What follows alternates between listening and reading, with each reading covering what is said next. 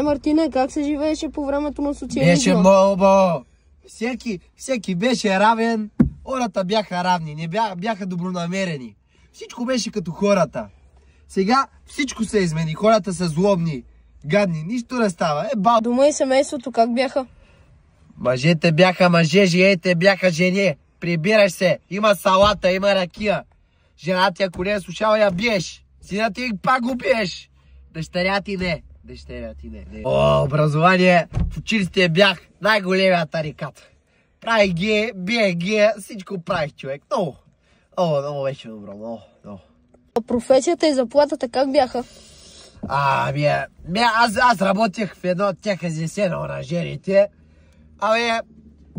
Добре беше работа, крадеше се, всеки може си краде, който както иска. Нямаше служби, нямаше нищо. Пътуването и почивките? Пътуване, почивки имаше. Всяка година ходихме от предприятието по 6 месеца в Свиленград, в бунгалата, 9 семейства в 7 квадрата и половина. Беше уникално. Имаше картофи, салат, всичко имаше. Модата и музиката как бяха по това време? Модата, ето.